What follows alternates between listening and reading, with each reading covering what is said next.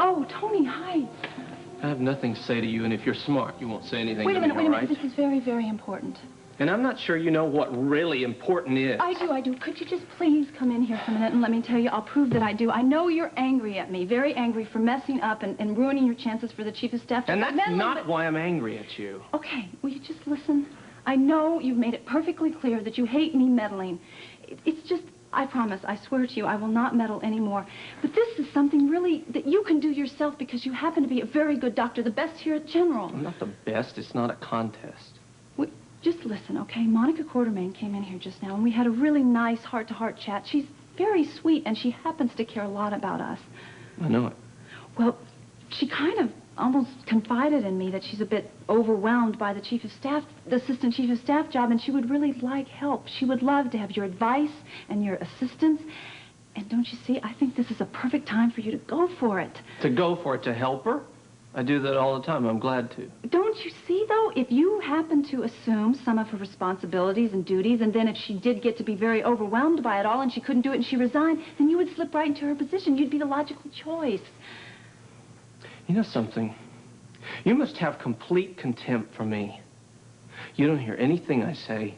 You don't give a damn about what I think about. No, that's not You true. just stood there a second ago and told me you'd never meddle again, and then you went right back to the same argument. You listen to me. I don't care who's assistant chief of staff in this hospital or any other hospital in the world, for that matter, or who's chief of staff. I don't want the job. You want the job for me, all right? I'm a surgeon. I'm a healer. That's what I do, period. You know, something, you have been browbeating me with that line for all these months, and I have really, really had it. You've had it. Yeah, I have had it because I'm finally catching on to you. It's not your love of medicine that's more important than personal ambition, because, Tony, I really believe that you can have both. You are afraid to take the risk. I see it now. You don't want to take charge because you're afraid you aren't good enough, and you're hiding behind that surgical mask. Number one, you don't know me. And number two, you don't have the slightest clue what this hospital is about. And you don't know either of them for the same reason, because you're selfish, Lucy. You're selfish, and you don't know the existence of other people. Oh, that is perfect, Tony. You're just trying to change the subject by attacking me. Well, it won't work. You're Well, avoiding that's the great, subject. you know. You're a great amateur psychoanalysis. You're just as good at managing my professional career, too. You know, I don't know why I didn't know this. You were selfish before we got married. Then we got married, and it just made you worse. You know, the more you get, the more you want. And now there's a sickness. Wait. All right. Let's just not let it go like this, okay? You want to survive, then we gotta let it like this. I got a patient in ICU. All right, well, can we just discuss this at dinner, I please? doubt it. I'm not coming home.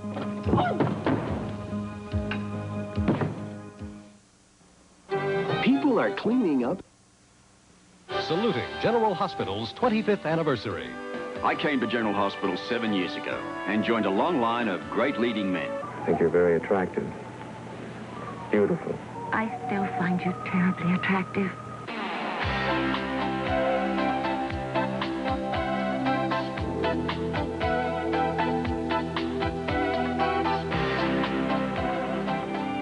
I can't think of any tradition I'd rather be part of.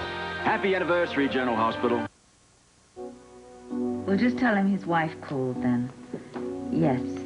And have him call me if he returns to the club. Thank you.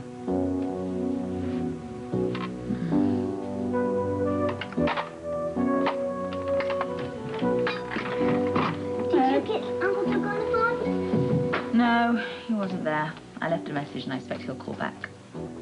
Great. Uncle Duke's in New York and Daddy can't come to dinner. It's just you and your old mum. Well, Mommy, mm-hmm. is Daddy in some kind of danger? The only danger your father is in tonight is asphyxiation by too much perfume. He has a date with a woman. Cheryl Stansbury. I met her, didn't I? She came over at Christmas time. She is so gorgeous. You think so? Yeah, she's like a movie star or something. I mean, she's not as pretty as you are. At all. You're the most beautiful woman in the whole world. Yeah, you don't have to pacify me. She is quite pretty. Yeah. But not as pretty as you. No. Ta-da!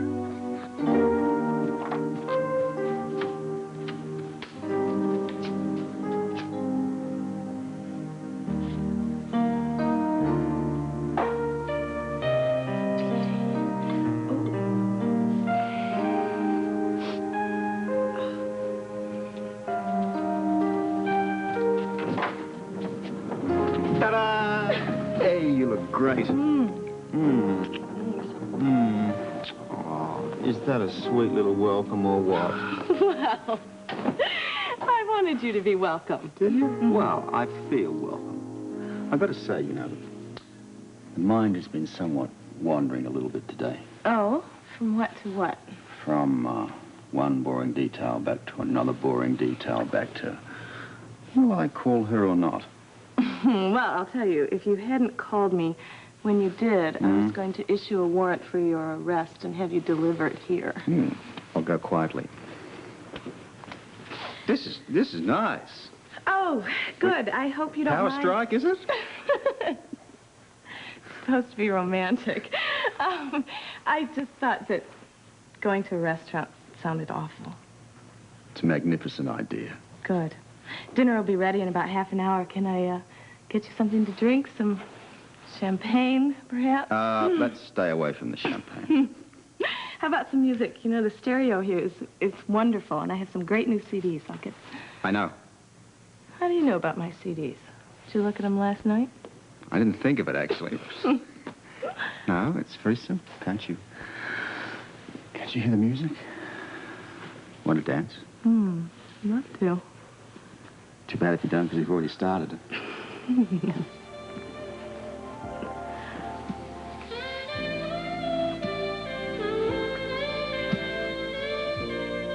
Hi. Hi. Long day at the salt mines? Incredibly long day. Yeah. How was the baseball game? Oh, it was really, really good. Had a good time. Good. AJ said it would have been perfect if you could have come to the game with us. That's an incredibly cruel thing to say to me after what you did today. What, taking my son to the baseball game? Oh, come on, Al. Look, I'm not going to fight. I don't need that. I need peace after the day I've had. Meeting after little meeting, crisis after little crisis, overwhelming guilt feelings for leaving all the papers sitting on my desk. Well, as the saying goes, Monica, you know, you volunteered. Yes, I know I did. Sometimes I wonder what I've gotten myself into. I guess into exactly what you wanted to. Yeah, maybe. I wonder. No, never mind. What? Tell me, do you wonder what? Could I entice you into a little back rub, perhaps? Why don't you look in the yellow pages under masseuse? I understand that they make house calls for overworked executives. I should have known it. Why? I think I could make peace with you. You're just impossible.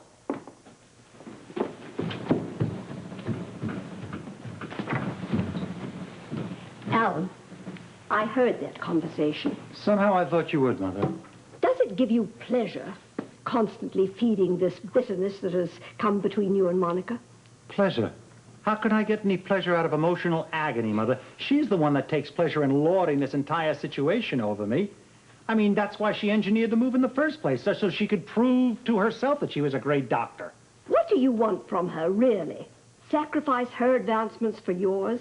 No, I don't want that. I'm very, very proud of her. But what I would like from her is some love and some companionship, and I'd like to have my wife back and some of the good times that we used to have. Alan, you told me that you're truly proud of Monica. I am. But does she know that? Maybe if you told her that yourself, you'd have all the love and companionship from her that any man could really desire. Mother, that is brilliant. What did I say? You have given me the best idea, and everything is going to be perfect. You're a genius.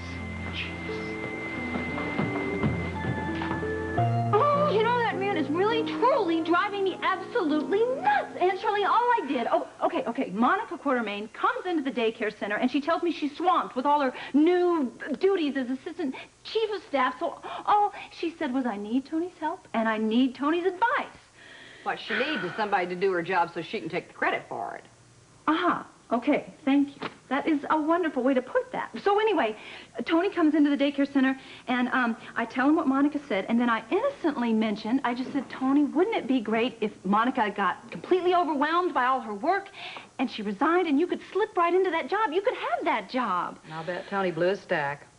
Oh, yeah, he wouldn't even listen to anything I was trying to tell him. Well, that may be a very good thing, Sugar. If he ever figures out the wheels within the wheels and that turbo engine mind of yours, he's going to drop you like a chunk of hot pig iron. Why? Why? Because I just want what I want? Because you want what you want when you want it, that's why. And he's onto that now. Honey, he knows that you're just using him. Oh, I can't really believe that is coming out of you. I am just trying to work for my future and for Tony's future, and he just cares about his patience. Well, Sugar, that's not going to change. And you want to know why? Fine. Tony's one of the blessed few of us, honey. He knows who he is, what he wants to do, and he gets to do it every day. And it's got nothing to do with ambition. That's just great, Aunt Charlene, but what am I supposed to do? Well, you might try relaxing a little bit. You might even try putting yourself in Tony's shoes once in a while, you know? Accepting that what Tony thinks is important is just as valid as what you think is important. Yeah, but I think I do that. Well, honey, you don't, or you wouldn't be having these fights like you are. Tony's a fine man, Sugar. He's sweet and he's a wonderful man. But don't go mistaking that for weakness. Because if you do, you're going to lose him.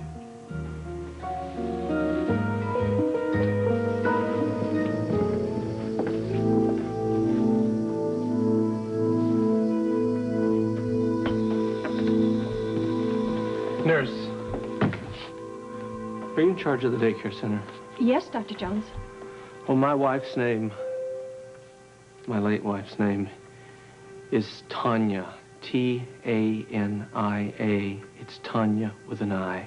I'm sorry. I want it changed by tomorrow, okay? Yes, Dr. Jones, first thing. But, well, this is a wonderful center. And Mrs. Jones, Lucy, she's a fantastic administrator. Thank you. Good night.